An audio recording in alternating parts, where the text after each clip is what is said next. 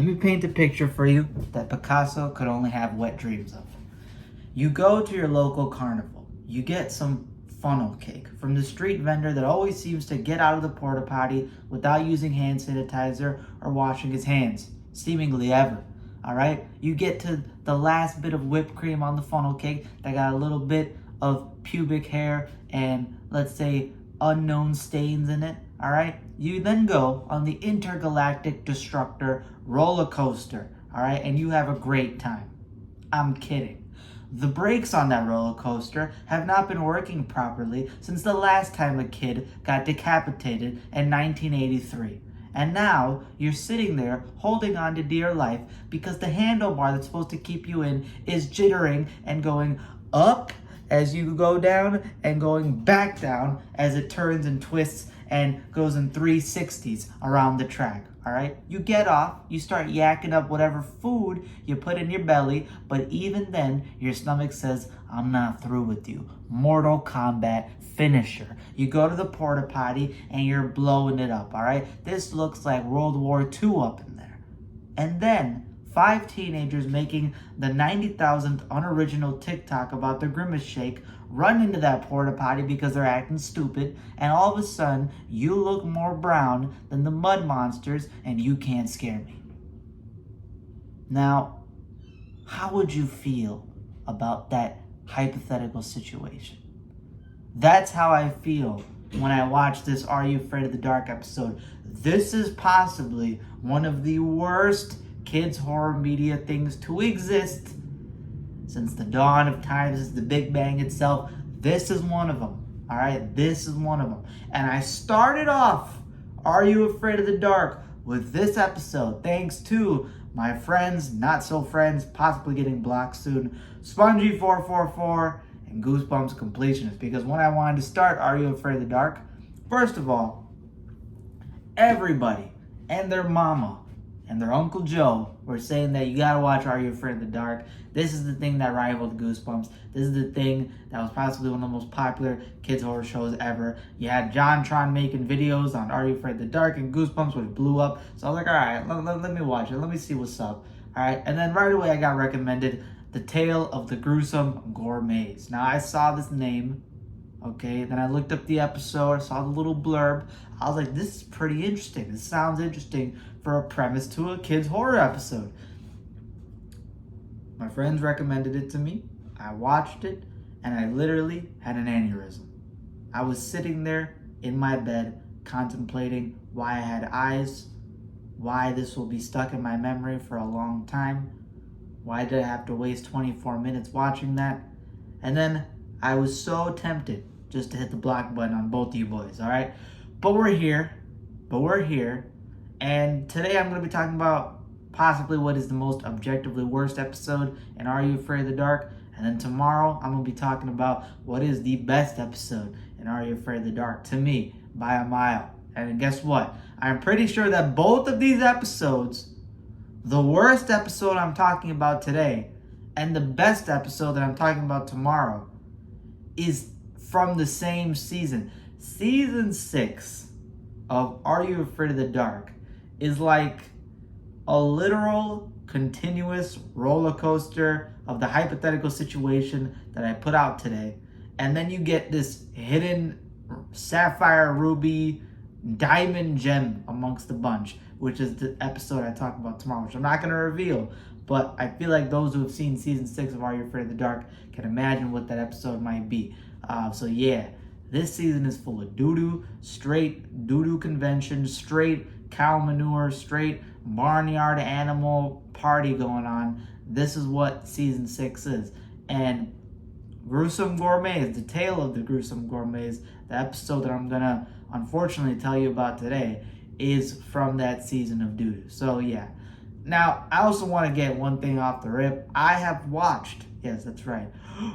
Are you saying that the videos you do reviews on are not completely up to date with where you are? Yes, I'm very late. I have watched, I think, 40 episodes of Are You Afraid of the Dark. I watched 40 episodes of it, meaning I'm halfway through around, or I'm a little under halfway through, or I don't know, however you say it. I'm a little under halfway through with Are You Afraid of the Dark? And I've watched pretty much all the notable good episodes that my friends have recommended me. I've watched all the mediocre ones. I've watched, I think, all the terrible ones. So really, all the half that's left are just meh. I think that's what it is. I think it's meh. That's all the ones that are left that I have to watch. Are You Afraid of the Dark is overrated. It is not better than Goosebumps, but this is another video I'm going to be doing. But Are You Afraid of the Dark is overrated. A lot of the episodes are either meh or bad. And for a series that has, I think, 90 episodes or 91 episodes, that is ridiculous. That's a crazy number to have.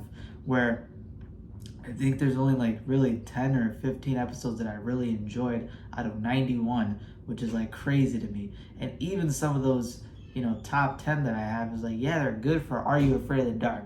Which, when you say something is good for Are You Afraid of the Dark, that's like a backhanded compliment. So, yeah. Sorry for anyone who loves Are You Afraid of the Dark. There are episodes that I love. Again, now there's like 15 episodes, 10 episodes that I really, really enjoy. But like the rest are just no. But without further ado, let's talk about the tale of the gruesome gourmets. All right, now this is I can't say what Gordon Ramsay would say about food, but what Gordon Ramsay says about food in a lot of his shows is all the comments I have towards this episode. This episode is about a boy, two boys named Tommy and David.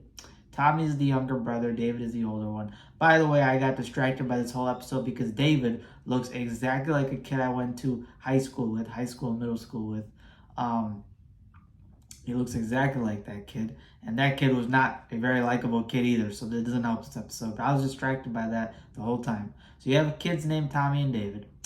And their mom is basically a landlord, and she has new tenants coming into this house place that's going to be like moving next door to them.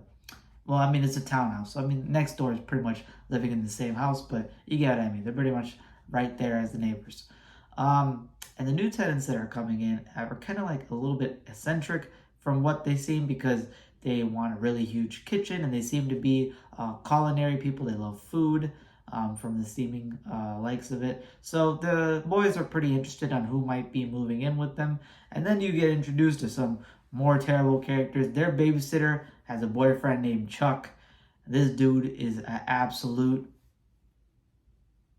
I don't know, this dude, like, the last brain cell that survives during a test, and you know how that last brain cell is. That last brain cell is Chuck. If you could, like, I don't know what you call it, I don't know, that's too much of a complicated word. If you could make human-like features to the last brain cell after you take the SAT, that is what Chuck is. This man is, I'm pretty sure, a 5 IQ Neanderthal. This man says, I'm gonna burn you like toast.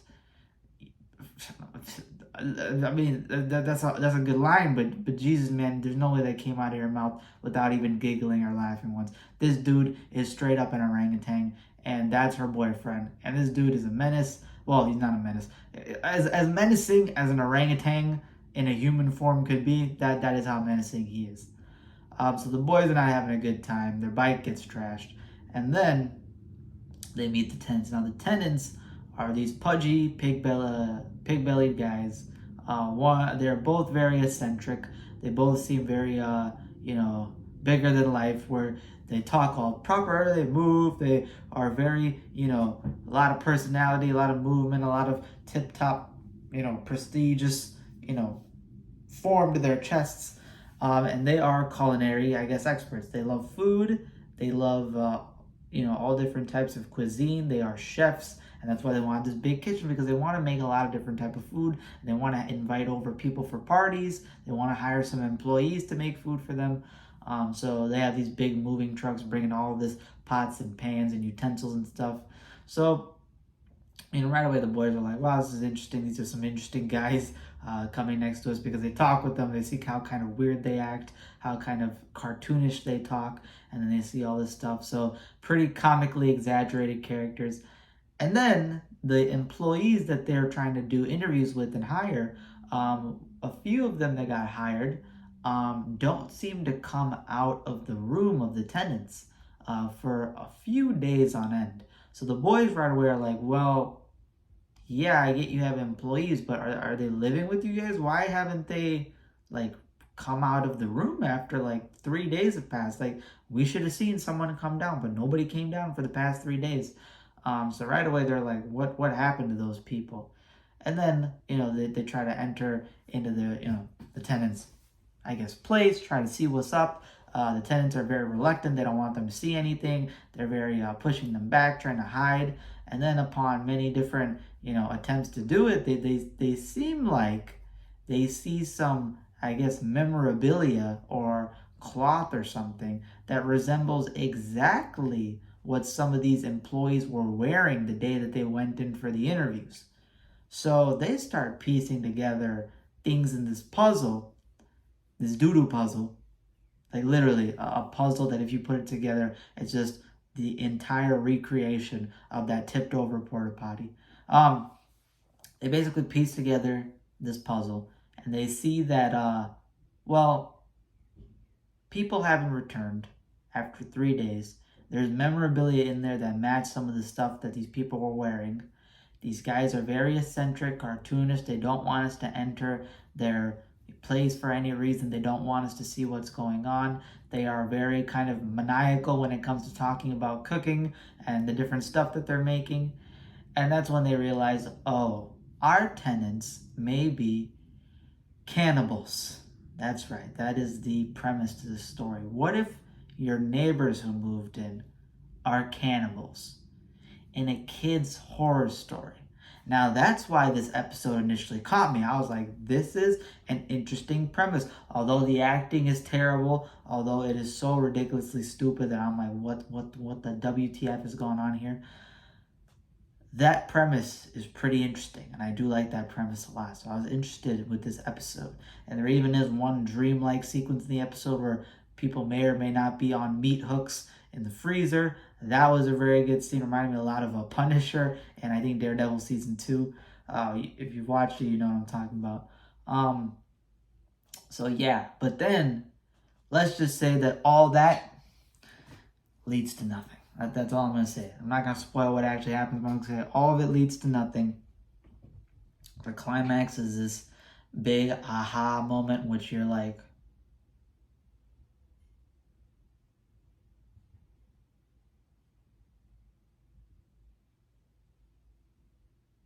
what was this for? What would I spend 24 minutes watching? And then the ending tries to throw you in for another ambiguous like loop. Like it tries to be ambiguous. Tries to be what really happened? Is this what it is? Oh, is this what it is? You the viewer decide. And I'm not gonna lie to you, I hate the you the viewer decide whatever. I like it in certain occasions when it's done to like a minimum level, but when it's like you spend 20 plus minutes setting up this absolutely stupid acting job, episode, production, just and the dark premise literally leads to nowhere, and then you have this ambiguous twist thing at the end where it's like maybe it's still there, maybe it's still not. No, bro, you wasted my time, dog. Do not sit here and tell me that I may have been no, I'm not right. That's what the whole episode is for. That is what this episode basically is. It's a whole lot of nothing, but it is a lot of bad acting. It is a lot of forgettable characters. It is a lot of orangutan in human forms by the name of Chuck. It is a lot of eccentric, pot-bellied people that look like they're straight out of a Mary Poppins film. You have a main character who looks like a dude I went to high school with. I still can't get over that. That dude straight up looks like the dude I went to high school with, bro. That's how I know parallel universes exist. He looks exactly like him. We are in the multiverse, people. That's evidence. That's what's in this episode. And it's terrible. This is so goofy. This episode is purposely done to be goofy. It is not scary. This is not a horror episode because nothing happens. Nothing you think is horror happens. It all goes down the well. And then whatever they try to redeem in the ending, it's just to slap you It's just to slap you. That's all it is. It's just to slap you in the face. It's not actually anything worth the value. And that's what the tale of the Gruesome Gourmets is. Do you want to watch it? No, you don't.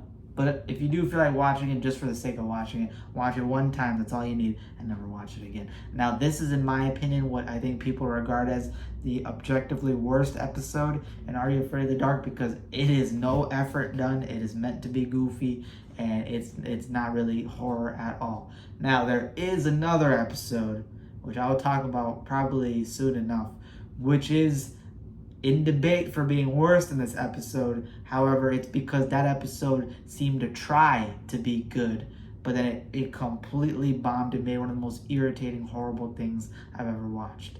But this one, I guess I would say, is objectively the worst. That one is probably subjectively more annoying than this one.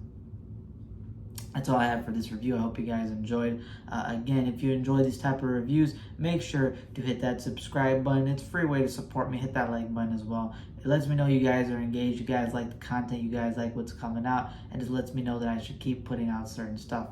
And then, also, for anyone wondering, has my channel gone fully down the negative shitting on kids' horror books? No, it is not. I have a lot of good reviews upcoming for books I have. Do not worry. It just so happens that people want to watch me rant about books more often than not, so I do these type of reviews. Tomorrow's review will be me absolutely praising Are You Afraid of the Dark for basically a masterpiece that they create. So stay tuned for that. That's all I have for today. I hope you guys enjoyed it. And again, stay cool, stay classy, stay prayed up that hopefully your tenants aren't Mary Poppins characters. I don't know if you ever met your neighbors, but if they do happen to be, you got my purse. That's it for this review. Hope you guys enjoyed, and deuces. By the way, for all of you out there, just knowing right now, completionist, you're blocked. Spongy, you're blocked. Monster Blood, I'm sending you that funnel cake through the mail because you actually said that this episode had somewhat of enjoyment to it. All right, straight funnel cake, and I'm bringing it back the same way that it came out. All right, half eaten. By the way, I gotta go to the bathroom. I should have never ate that half.